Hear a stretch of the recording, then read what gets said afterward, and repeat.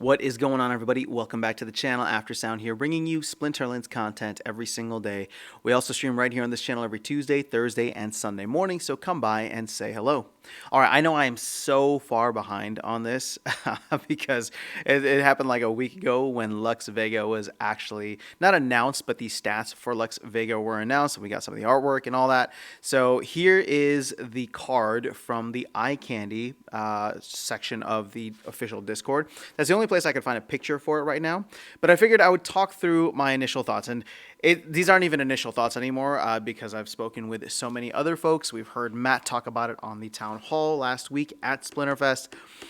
And I gotta say, okay, at first, and even still to a certain extent now, I was underwhelmed, we'll put it that way, right? Because the +1 armor, +1 speed, +1 health are good, but they're just stat buffs, right? What I really wanted was some kind of ability buff. So something like True Strike with Kitty, something like Heal or Resurrect. I mean, I'm just throwing abilities out there rather than stat buffs. Now, it's nice to get a +1 across all of them, right? So your health, armor, and speed. And somebody looked at this and said, well, it's Kelia on steroids, right? Like for an additional mana, for 5 mana, you get the health as well. And from that perspective, sure, I can understand that, you know, it looks like a much better Kelia in many ways. If you have an extra mana, why not use Lux Vega? Because then you also get that +1 health.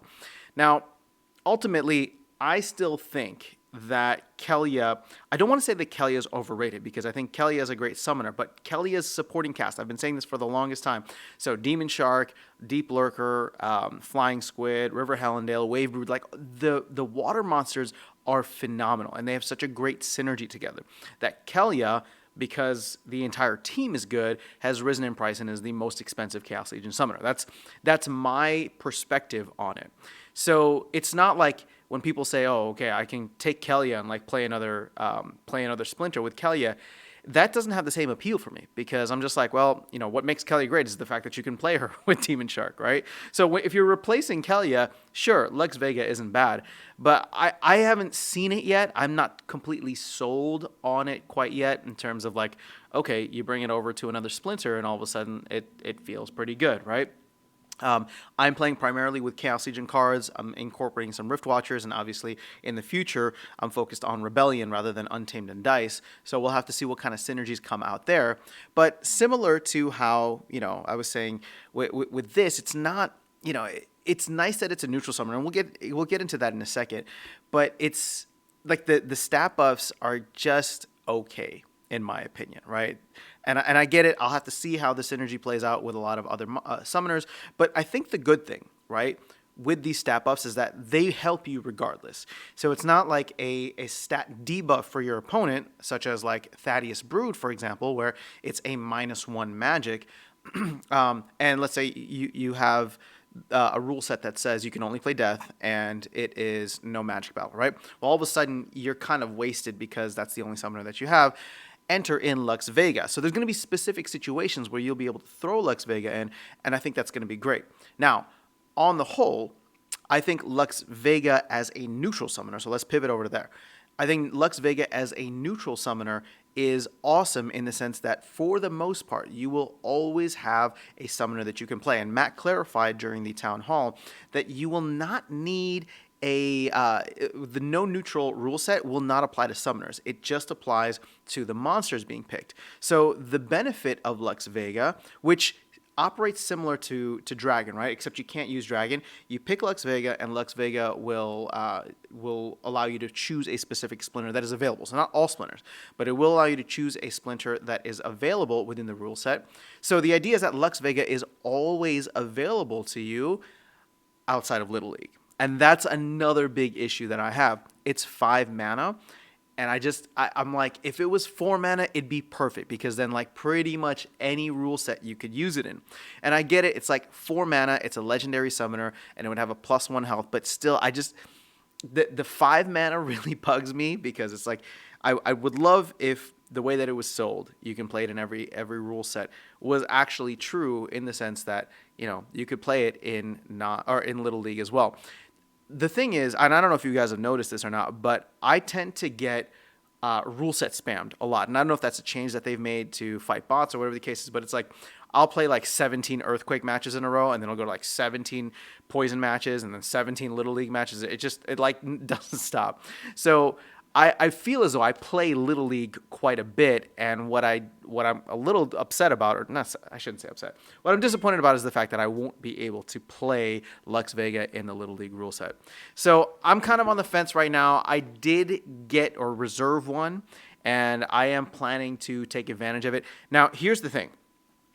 For those of you who have been following me, you know that I primarily play in gold, but I do stretch to diamond whenever I'm able to, and I don't really have a diamond level deck. Now, this will be a fully maxed summoner that I'll be able to play quite a bit in diamond. So part of the appeal for getting it is, okay, well, at least I will always have a level, max level summoner that I'll be able to play when I'm in diamond, when I'm able to reach diamond. So that's kind of the appeal for me. But again, I'm not sure. Like I'm being honest with you guys. The way that I'm thinking through this is, okay, I spent $300 for the ticket, and I'll get it for the $700. I mean, if this thing pops up in price, a part of me is just like, maybe I flip it, right? Like if I buy it for $1,000 and it jumps to like $1,500 initially, and I can get that much, maybe I flip it and wait for the hype to die down. And if the hype never dies down, well, at least I make $500, right? Like that's kind of how I'm viewing this. Of course, I want to use it a little bit first and see how it is. So whenever this does go live, I will be spamming it probably quite a bit just to see how it feels. But I'm not fully sold on it being like amazing, right? And the truth is, during during the town hall, Matt mentioned something like, they were thinking about Archmage Arius and the +1 stat buff on all the different attacks rather than on everything else, or like all the other stats. And he's like, we thought about doing something different. We thought about doing -1, but they all ultimately ended up going with this card or this combination. And I get it. And I think it's definitely special, and I think the neutral element to it is good, but I'm just not sold on it being as dominant as I was hoping that it would be. Right now, in-game dominance is different from like your collection dominance. So as I said, if there are opportunities in the future where it's like, okay, I push to diamond and most of my summoners are still lower level, right? They're still maxed for gold only. Well, now I have the option to be able to play something else, and I may have to spam it at least initially until I'm able to get all of my summoners up there. But similar to Dragon, spamming a neutral summoner isn't bad because you can play it across the board. And at this point in time, I'm thinking, okay, any extra funds that I get or whatever I'm like recycling back into the game or reinvesting back into the game, maybe I don't go for summoners right now. Maybe I start leveling up these monsters because I have a neutral summoner that I'll be able to play pretty much across the board outside of Little League, of course. But again, that's kind of just like where my thoughts are on this. Now, I'm not tied to it. I will get it. I have it reserved. I will get it, but I'm not ruling out the fact that I might flip it if people get really hyped and FOMO about it, and then potentially buy back in later, right? But I do want to test it out and see how it is. But I'm curious to know, what are your thoughts on this card specifically, on Lux Vega? Is it something that met your expectations, exceeded your expectations, did not meet your expectations? How are you viewing this, and are you planning to get one? So for those of you, I know many were not able to attend Splinterfest. Are you planning to get one and see how things roll in the future? So that is all I have for you. Have an amazing rest of your day. I will catch you all in the next video, and I'll see you around the game. Take care.